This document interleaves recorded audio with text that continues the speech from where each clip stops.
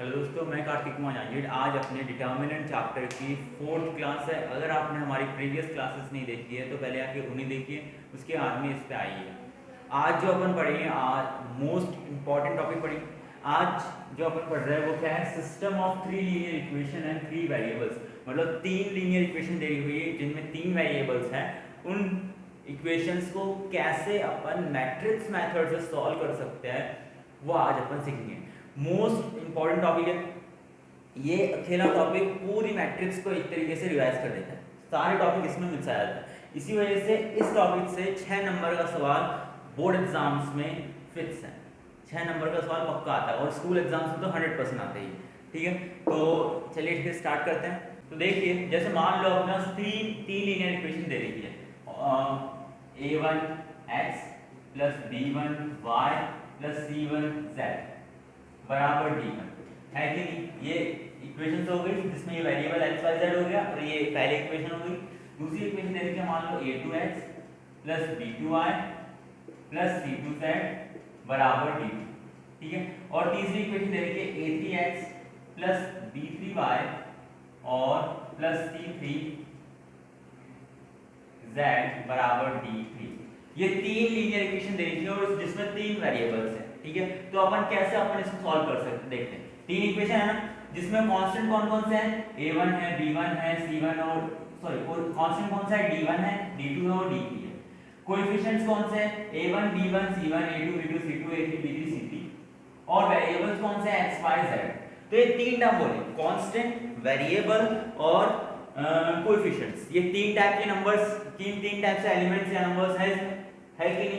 ये हो गए कांस्टेंट, इनको अपन कांस्टेंट बोलेंगे। कोएफिशिएंट कौन से हो गए? ये और ये। और वेरिएबल कौन से हो गए? x y z। सही है, तो ये अपने कांस्टेंट, कोएफिशिएंट और वेरिएबल्स हो गए। तो ये 3 टाइप, अब ये 3 टाइप के हैं तो इनसे अपन 3 टाइप की मैट्रिक्स बना सकते हैं, है ना। कोएफिशिएंट की एक अलग मैट्रिक्स बना देते हैं, कांस्टेंट की एक अलग मैट्रिक्स बना देते हैं और वेरिएबल्स की एक अलग मैट्रिक्स बना देते हैं। सही है, तो मान लेते हैं कांस्टेंट की मैट्रिक्स हो गई यहाँ पे a से ले लेते हैं। a कैपिटल मैट्रिक्स है जो कोएफिशिएंट की मैट्रिक्स बता रहे हैं। कोएफिशिएंट की मैट्रिक्स कैसे हो जाएगी फिर? कोएफिशिएंट कौन से? a1 b1 c1, इनको अपन अरेंज कर दिया as it is. a1 b1 c1 a2 b2 c2 a3 b3 c3। ये अपन ने बना दी कोएफिशिएंट की मैट्रिक्स। सही है, अब अपन कांस्टेंट की एक अलग मैट्रिक्स बना दें। कांस्टेंट में कितने हैं?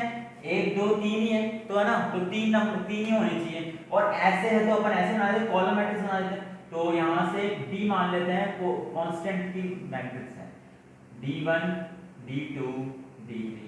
कोई दिक्कत नहीं है इसमें? नहीं। और एक अपन बना लेते हैं वेरिएबल की मैट्रिक्स, जिसको अपन ने कैपिटल H नोट कर दिया। जस्ट ऐसे ही अपन नोट करा, ऐसा मत सोचना ये यही क्यों करा। जैसे अपन ले लिया, कुछ भी ले लो, तुम्हारी जो इच्छा है वो, बस तीनों का अलग अलग लेना, क्योंकि ये अलग मैट्रिक्स बता रहा है, ये अलग और ये अलग है, सेम अपन ले नहीं सकते। तो ये x की एक अलग मैट्रिक्स बना देते हैं, यहां से x y and z। ये अपने हो गए वेरिएबल की मैट्रिक्स। ये हो गई किसकी? कोएफिशिएंट की। ये किसकी हो गई? कांस्टेंट की। और ये वेरिएबल की हो गई। ये 3 टाइप की मैट्रिक्स अपन को दे रखी है, जो इससे अपन ने फॉर्म कर दिया, अलग अलग एलिमेंट के अलग अलग अरेंज कर दिया और कुछ नहीं, जस्ट लेट कर दिया अपन, है ना। तो अब क्योंकि देखो कोएफिशिएंट और वेरिएबल दोनों क्या होते हैं? मल्टीप्लाई होते हैं। कोएफिशिएंट को और वेरिएबल मल्टीप्लाई होंगे, तो मतलब a को मैं h से मल्टीप्लाई कर दूं और इस इक्वेशन से, हर किसी इक्वेशन से पता चल रहा है कि ये बराबर किसके? कांस्टेंट के। कांस्टेंट कौन सा है? ये बराबर b। कोई दिक्कत नहीं है इसमें? नहीं। ax बराबर b। ठीक है, अब क्योंकि अब ये अपन दोनों तरफ है ना, इसके इनवर्स से मल्टीप्लाई कर देते हैं, a इनवर्स से। इधर फिर क्या बन जाएगा? Identity matrix. दोनों तरफ मैंने इनवर्स से मल्टीप्लाई कर दिया, a डॉट h बराबर a इनवर्स टाइम्स b। अब क्योंकि ये क्या होता है, किसी के भी इनवर्स से मल्टीप्लाई होता है तो वो क्या, खुद के इनवर्स से मल्टीप्लाई होता है तो वो क्या हो जाता है? Identity matrix. याद कर लो, a इनवर्स टाइम्स a बराबर आइडेंटिटी मैट्रिक्स हो जाएगा। तो i टाइम्स h बराबर a इनवर्स b। इसको अपन इधर कर देते हैं। अब क्योंकि अपन जानते हैं आइडेंटिटी मैट्रिक्स जो होता है वो एक तरीके से 1 को अपन रिलेट कर सकते हैं। 1 नहीं बोल सकते पर 1 की तरह ही होता है, 1 की प्रॉपर्टी से फॉलो करता है। तो 1 से जब भी कोई नंबर एलिमेंट कुछ मल्टीप्लाई होता है तो वापस से वही नंबर या एलिमेंट मिल जाता है। तो सेम केस इसके साथ होगा, ये आइडेंटिटी मैट्रिक्स से ये मल्टीप्लाई होगा तो वापस से क्या मिल जाएगा, यही x ही मिल जाएगा। तो यहाँ से x बराबर क्या हो जाएगा, a इनवर्स टाइम्स b हो जाएगा। कोई दिक्कत है इसमें? नहीं। बस ये क्या हो गया, अब इसको अपन सॉल्व कर सकते हैं। ये क्या है, कोएफिशिएंट का इनवर्स मैट्रिक्स है जो मल्टीप्लाई हो रहा है किससे, कांस्टेंट के मैट्रिक्स से। तो दोनों से एक मैट्रिक्स फॉर्म होगी, उससे अपन कंपेयर करके x y एंड z की वैल्यू निकाल सकते हैं। क्वेश्चन के थ्रू समझते हैं। फिलहाल अपना बेसिक मैंने फॉर्मूला लेके आया कि कैसे अपन सॉल्व कर सकते हैं। तो यहाँ तक समझ में आया कैसे अपन ने ये सब करा है। पहले अपन ने क्योंकि कोएफिशिएंट एक अलग कोएफिशिएंट सारे तीनों में कोएफिशिएंट जो भी है उन सबको मैंने अरेंज कर दिया, तो अरेंज कर दिया। यहाँ से कोई ये क्या है, वेरिएबल की मैंने एक अलग मैट्रिक्स बना दी, कांस्टेंट की एक अलग मैट्रिक्स बना दी, और वहां से अपन ने अलग-अलग मैट्रिक्स, क्योंकि कोएफिशिएंट जो है और वेरिएबल दोनों मल्टीप्लाई होते हैं तो मैंने a और x को मल्टीप्लाई कर दिया। ये कोएफिशिएंट की मैट्रिक्स है, ये वेरिएबल की है, दोनों को मैंने मल्टीप्लाई कर दिया। और वो किसके बराबर होता है, कांस्टेंट की मैट्रिक्स के। तो कांस्टेंट की मैट्रिक्स कौन सी है, ये वाली। तो यहां से अपन ने बस फिर उसके बाद तो क्या मैंने बेसिक स्टेप करा है कि उसके इनवर्स से दोनों तरफ मल्टीप्लाई कर दिया, a के इनवर्स से, चाहे तो b के इनवर्स से कर दूं, पर मेरी इच्छा थी a के इनवर्स से, जिससे अपना फार्मूला बन जाए। क्योंकि अपन चाहते हैं ना x y z की वैल्यू निकालना, तो x एक तरफ होना चाहिए, बाकी जो भी उस तरफ हो, जब भी तो x की वैल्यू निकलेगी। तो इसी वजह से x अकेला करने चाहते थे, तो इसी वजह से मैंने a के इनवर्स से मल्टीप्लाई कर दिया। a इनवर्स टाइम से बराबर i बन जाएगा, तो i और i से जो मल्टीप्लाई होता है वापस से वो x बन जाता है, तो h बराबर a इनवर्स टाइम्स b। अब अपन एग्जांपल के थ्रू समझते हैं, एक ही एग्जांपल लेंगे जिससे पूरा ये सॉल्व हो जाएगा। ठीक है, चलिए फिर देखते हैं। चलिए देखते हैं अपने पास a मैट्रिक्स दे रही है अपन को, फाइंड a इनवर्स, इसका इनवर्स निकालो। पहला केस है। फिर hence solve the system of linear equation, मतलब दो टास्क करने हैं अपन को। पहले इसका इनवर्स निकाल लो और फिर और इसके बाद इसके अलावा इसको सॉल्व भी करो। अब देखो 95% केसेस में ऐसा ही होगा कि ये जो कोएफिशिएंट्स है उनकी जो मैट्रिक्स बनेगी ना वो इसके बराबर होता है 95%। 5% ऐसे केसेस हो सकते हैं जो इनमें डिफर करें, बाकी 95% यही चांसेस होती है कि ये दोनों ये जो मैट्रिक्स इसकी कोएफिशिएंट की मैट्रिक्स बनेगी, मतलब 3 2 1 3 2 1 4 1 2 4 1 2 7 3 3 7 3 3, तो यही केस बनेगा। तो अब अपन मुझे बताओ, अपन ने फॉर्मूला पढ़ा हुआ है ax बराबर b, इसको एक बार गैस कर देते वापस से। x बराबर क्या आता है, a इनवर्स टाइम्स b, मतलब a क्या होता है इधर कोएफिशिएंट की मैट्रिक्स का इनवर्स, और उसको मल्टीप्लाई कर दो कांस्टेंट की मैट्रिक्स से, यही होता है x की वैल्यू, है ना। तो मुझे ये बताओ कोएफिशिएंट की मैट्रिक्स का भी इनवर्स अपन को निकालना है और इसका भी इनवर्स निकालना है, तो दोनों के इनवर्स एक बार ही निकलेगा ना, बार-बार तो नहीं निकालेंगे, एक बार फिर निकाल दिया, फिर इसके लिए अलग से इनवर्स तो सेम ही आएगा क्योंकि मैट्रिक्स सेम है। सही है, तो यहां से पता चल रहा है कि इसका इनवर्स निकाल लो और इसका इनवर्स निकाल लो, बात बराबर है, तो वो इसी में यूज आ जाएगा। सही है, तो ऐसा ही केस अपन को समझना है कि ये जो मैट्रिक्स अपन को बन रही है यहां से किस टाइप से ये बन रहा है, 3 ax बराबर b होता है। यहां से देख रहे हैं a क्या होता है कोएफिशिएंट की मैट्रिक्स, h क्या होता है वेरिएबल की मैट्रिक्स और b क्या होता है कांस्टेंट की मैट्रिक्स। तो यहां से कोएफिशिएंट की क्या है 3 2 1 4 1 2 7 3 3, यहां से a है और h क्या है x y z, और b क्या है यहां से b 6 5 और 7। ठीक है, तो अब मुझे बताओ अपन क्या कर रहे हैं, इसका इनवर्स निकालो, इसका इनवर्स निकालो, बात बराबर है। तो पहले अपन केस कर लेते हैं इसका इनवर्स निकालने। अब किसी का भी इनवर्स वापस अपन रिवाइज कर लेते हैं। इनवर्स का फॉर्मूला क्या होता है, a इनवर्स बराबर क्या होता है adjoint of a upon a का डिटरमिनेंट, यही होता है इनवर्स। इसी फॉर्मूले से अपन को इनवर्स निकलता है, तो निकाल लो।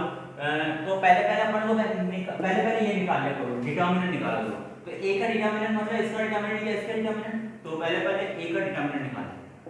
तो 3 से कितना हो जाएगा 3 -6 और -2 टाइम्स -12 और -40, और यहाँ से कितना हो जाएगा +1 टाइम्स 12 -12 + 7, तो ये कितना हो जाएगा 19 और यहाँ से -3 -9, तो कितना हो जाएगा 10 और यहाँ से कितना हो जाएगा 26 × 2 52 52 + 9 होगा 52 प्लस में तो यहाँ से 62 हो जाएगा। ए का डिटर्मिनेंट अपना कितना आ रहा है 62 आ रहा है, ठीक है। ये पहला केस निकल गया, इसका ये निकल गया, एडजॉइंट ऑफ ए निकाल दो। देखो एडजॉइंट ऑफ ए कैसे निकालते हैं अपन जानते हैं एडजॉइंट ऑफ ए क्या होता है, एडजॉइंट ऑफ ए बराबर क्या होता है सी का ट्रांसपोज होता है, मतलब जो भी मैट्रिक्स ए दे रखी है उसके कोफैक्टर्स का ट्रांसपोज जो होता है वो एडजॉइंट ऑफ ए होता है। तो पहले अपन को क्या पता रहना चाहिए, कोफैक्टर की मैट्रिक्स पता रहना चाहिए, ठीक है। तो कोफैक्टर की मैट्रिक्स निकालते हैं, इसको मैं रफ कर देता हूं। ए का डिटरमिनेंट साइड में रखता हूं, ए का डिटरमिनेंट अपना निकल चुका है कितना 62, और एडजॉइंट ऑफ ए के लिए पहले कोफैक्टर की मैट्रिक्स निकालते हैं। कोफैक्टर की मैट्रिक्स देखते हैं। कोफैक्टर की मैट्रिक्स के लिए अपन क्या करेंगे, वही चीज है, कोई दिक्कत नहीं है, यहाँ से ध्यान रखना आराम से निकल सकता है। अगर कोफैक्टर की प्रैक्टिस करेंगे तो आराम से निकल जाएगा, ठीक है।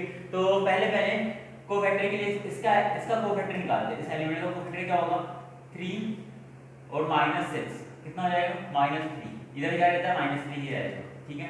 आराम से निकाल रहे हैं और ये पता नहीं चाहिए कैसे निकल रहा है, ठीक है। नहीं पता तो अपनी एडजॉइंट वाली क्लास में जाके देख लो कैसा अपन ने कोफैक्टर्स वगैरह यूज किया, माइनस कोफैक्टर वाली क्लास में, शायद सेकंड क्लास है। तो यहाँ से -3 हो जाएगा, और यहाँ से 2 से कितना 2 का कोफैक्टर कितना होगा -12 और -14, तो कितना हो जाएगा -26, और -26 प्लस 26 हो जाएगा। इधर हमेशा प्लस लेते हैं अपन ना, तो यहाँ से बन गया 12 प्लस ये 90 हो जाएगा, और यहाँ से 4 का और -6 और -3 -9 हो जाएगा, पर प्लस में लेंगे +9, ठीक है। और -9 -7 -16, ठीक है। और 2 से देखें तो 9 और -14 तो -5, पर प्लस में लेंगे अपन। ऐसे ही बाकी सब भी हो जाएंगे, ऐसे ही ये 5 -2 और 2 हो जाएंगे, -11 हो जाएगा। इसी तरीके से अपन निकालेंगे। ये अपना कोफैक्टर की मैट्रिक्स बन गई। अब इसका अपन ट्रांसपोज कर देंगे तो वो क्या होगा adjoint of A. Adjoint of A क्या होता है सी का ट्रांसपोज होता है, मतलब इसका ट्रांसपोज कर दो। तो ट्रांसपोज करेंगे तो -3 9 5 26 -16 -2 और 19 5 -11, यहाँ से एडजॉइंट ऑफ ए निकल जाएगा जिसका सी का ट्रांसपोज होता है। तो यहाँ से एडजॉइंट ऑफ ए निकल गया, ए का डिटरमिनेंट निकल गया, तो ए का इनवर्स निकालना कोई बड़ी बात नहीं है। ए इनवर्स बराबर क्या होगा ए का मॉड, ए का डिटरमिनेंट क्या है 1/62 टाइम्स किसके होगा एक एडजॉइंट ऑफ ए क्या है ये रहा -3 9 5 26 -16 और -2 और 19 5 -11 19 5 -11, यहाँ से ये अपना ए इनवर्स निकल गया। अब इसको यूज करते हुए मैं इसको सॉल्व करके देखते हैं कैसे अपना इसका आंसर निकलेगा। तो ये ए इनवर्स लिख लेना, साइड में लिख लेते हैं ए इनवर्स क्या निकला अपना, ठीक है। चलिए अब अपन जानते हैं x बराबर क्या होता है ए इनवर्स टाइम्स b होता है। ए इनवर्स क्या निकल गया अपना ये रहा 1/62 टाइम्स यहाँ पे -3 9 5 26 -16 -2 और 19 5 -11। 70% क्वेश्चन सॉल्व हो चुका है, मैं 30% बचा हुआ है, ठीक है। तो वो देखते कैसे निकलेगा। और ये ऐसे पूरा टोटल मिला के पूरा 6 नंबर का बनता है। A inverse times B, B क्या था कांस्टेंट की मैट्रिक्स था। कांस्टेंट कौन से 6 5 और 7 6 5 और 7। अब बस इनको मल्टीप्लाई करना है, ध्यान से करना है। ये गलतियां यहीं भी होती है छोटी छोटी, डिटरमिनेंट निकालने में कभी गलती हो जाएगी, कभी ए इनवर्स निकालने में गलती हो जाएगी, ठीक है। यहीं पे गलतियां होती है। तो यहाँ से 3 या 18 आराम से करते हैं, क्योंकि अपन जानते हैं पहला एलिमेंट दे रहे थे ये पूरा इससे मल्टीप्लाई होगा, बीच वाले ऐड देंगे। तो 6 और 3 से मल्टीप्लाई तो -8 ना, और 9 5 45 और 7 5 35। ये पहला एलिमेंट निकला, इसको बस सॉल्व करते हैं। इसके बाद अपन देखते हैं 26 × 6 156 और 16 5 80 और -14, ठीक है। और 19 × 6 114 और 5 5 25 और -77, ठीक है। यहाँ से अब अपन इसको देख लेते हैं 1/62, इसको रहने दो। देखना 18 और 35 कितना हो जाएगा 2 12 17 और ये कितना हो जाएगा 17 और 62 हो जाएगा 62, ठीक है। और 156 माइनस 80 माइनस 14 कितना हो जाएगा ये दोनों ऐड करेंगे 94 हो जाएगा। 94 में से 156 माइनस करें तो कितना हो जाएगा 62, ये भी 62 ही आ रहा है। यहाँ से 114 कितना हो जाएगा ये 77, तो यहाँ से 25 9 और 3 9 वही 62 यार। तो यहाँ से 62 से आप डिवाइड कर देते हैं इसको, तो क्या आ रहा है 1 1 1, और यहाँ से ये x क्या आता है x y और z, यही मैट्रिक्स था। तो यहाँ से पता चल रहा है इनको कंपेयर करें, दोनों को एक दूसरे से कंपेयर करें तो x की वैल्यू कितनी आ रही है 1 आ रही है, y की वैल्यू भी 1 आ रही है, z की वैल्यू भी 1 ही आ रही है। तीनों को एक दूसरे से कंपेयर कर लिया तो ये अपना फाइनल आंसर हो जाएगा। ठीक है, ये बस कि हमेशा आंसर देना x y z की वैल्यू 1 2 3 में ही आएगी, इंटीजर से आएगी हमेशा। ठीक है, तो इतना ये थी अपनी कैसे अपन solution system of linear equation को कैसे सॉल्व कर सकते हैं। अगर आपको कोई भी दिक्कत हो तो इसको वापस से रिवर्स करके देखिए, फिर भी कोई दिक्कत आती है तो कमेंट सेक्शन में करिए कि हाँ मुझे इस प्रॉब्लम इस पॉइंट में दिक्कत आई है, तो इसको मैं hand to hand sort out करने की कोशिश करूँगा। ठीक है, तो यहाँ तक ये क्वेश्चन दिख रहा होगा, अपन को 2 बार रफ करना पड़ा।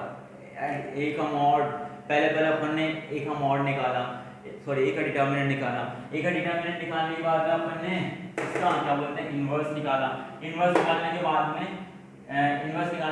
फिर x की वैल्यू के लिए अपन एक दूसरे से मल्टीप्लाई करा। तो ऐसे कुल मिला के अपन खुद पता लग गया कि हाँ यार ये 6 नंबर का हो सकता है, और ये होता ही है, 6 नंबर का सवाल पक्का आता है इससे। ठीक है, तो इसकी अच्छी खासी प्रैक्टिस कर लो, कोई गलती नहीं होनी चाहिए, और चांसेस रहती है इसमें गलती होना आएगी। तो यहाँ तक वीडियो अच्छी लगी तो लाइक कीजिए, चैनल को सब्सक्राइब कीजिए और कमेंट करिए अगर कोई दिक्कत हो।